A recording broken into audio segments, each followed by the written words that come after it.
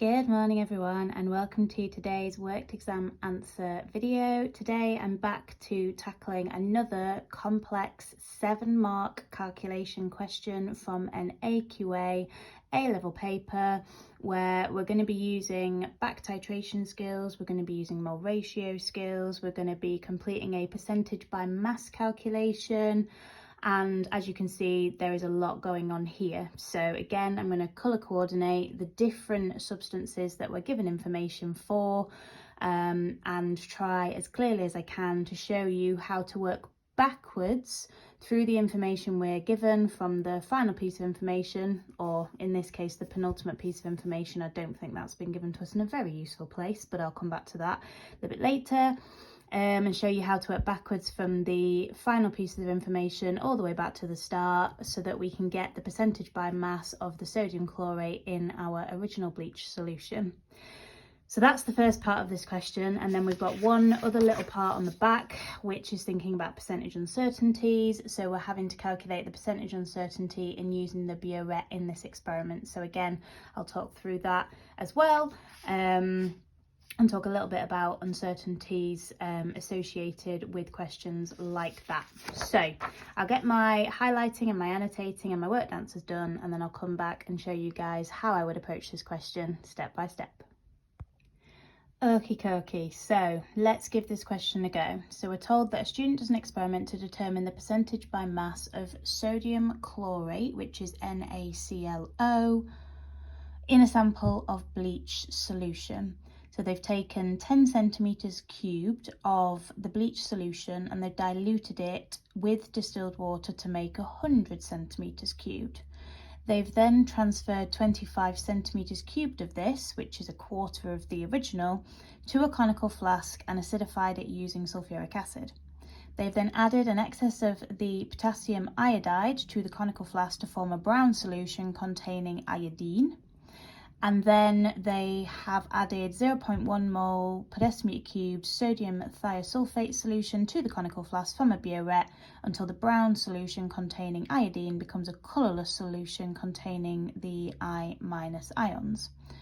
We're told that it takes 33.50 centimetres cubed of sodium thiosulfate solution, and then this is the bit that I think is not all that helpful. They've then told us the density of the bleach solution there, which is 1.2 grams per centimetre cubed.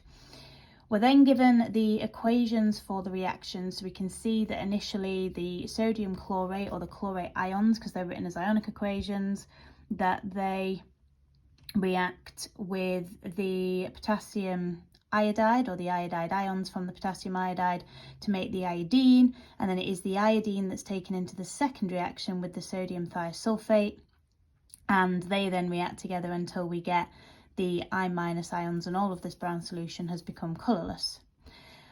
We have to use all the information given to calculate the percentage by mass of these ClO- ions, or the sodium chlorate, in the original bleach solution, and we have to give our answer to 3 significant figures. So out of the original 10 centimetres cubed of bleach, what we're saying is the only active component of that is going to react in this way are the ClO- ions. So if we can work out how many ClO- ions have been used in the reaction initially to produce the iodine, and then we can go back and work out, well, how many moles of those ions had to be in the 100 centimetres cubed, and thus compared to the amount of bleach in total in the 100 centimetres cubed, what percentage does that equate to? So ignoring the density, because I'm going to use that bit at the end, then penultimate piece of information that we're given is the volume of the sodium thiosulfate solution needed, which is added from the burette to completely react with the iodine. So we're also then given the concentration of the sodium thiosulfate solution. So the first thing that I've done is calculate the moles of the S2O3 2- ions, or the sodium thiosulfate. As I say, we're using ionic equations here, by doing the volume in decimeters cubed, which I converted under the question, times by the concentration to get the moles. Now I've also added the ratios onto these 2 equations as well. So the sodium thiosulfate and the iodine react in a 2-to-1 ratio, and the iodine is the important species because that is what is made in reaction 1, which we then take forwards into this second reaction. So we have to then get the moles of the iodine. So it's a simple 2-to-1 ratio. So then to get the moles of iodine, I divided the moles of the sodium thiosulfate by 2 to get me 1.675 times 10 to the minus 3 moles. Now, looking at the first equation, the iodine and the chlorate ions, the ClO minus ions, they are in a 1-to-1 ratio. So that means that I also now know the moles of the ClO minus ions because they're in a 1-to-1 ratio with the iodine. Now that is then the moles of the ClO minus in the 25 centimetres cubed, which we placed into the conical flask and reacted with the excess of potassium iodide. Originally, we made up 100 centimetres cubed of this solution. So as we're used to doing with back titration calculations, we are now scaling up the moles. We know the moles in 25 centimetres cubed. To know the moles in 100 centimetres cubed, we're going to times that by 4. That gives us 6.70 times 10 to the minus 3 moles. And at that point, I now need to, if I'm going to work out the percentage by mass of the sodium chlorate in the bleach solution, I need to work out what mass that equates to. So up here, I worked out the MR of the sodium chlorate, so 23 plus 35.5 plus 16 to give me 74.5. And I've times the moles by the MR to get the mass of the sodium chlorate, which is 0.49915 grams. So not a very big mass at all, especially when we then come to work out the mass of the bleach. Now, how are we going to do that? Well, this is where the density comes in. We were told that we added 10 centimetres cubed of the bleach solution initially, which was diluted up to 100 centimetres cubed with distilled water. That making up to 100 centimetres cubed does not change the number of moles in the original bleach solution. And we have a volume, 10 centimetres cubed. We have a density, which is 1.20 grams per centimetre cubed. Density is found by doing mass divided by volume. So thus to get the mass, we're going to do the density times by the volume. So 1.2 grams per centimetre cubed times 10 centimetres cubed. That gives me a mass of 12 grams, which is a lot bigger than the 0.49915 grams of sodium chlorate that we have. Now that is the active component in the bleach. That's the bit that does the business, as it were. We don't necessarily want that to be a big component of the bleach, so it is perhaps unsurprising to see that when we work out the percentage by mass, so doing the mass of the NaClO divided by the mass of the bleach times 100, we get a very small percentage, which to 3 significant figures, which we were asked to give our answer to, is 4.16%. Lot going on in that calculation.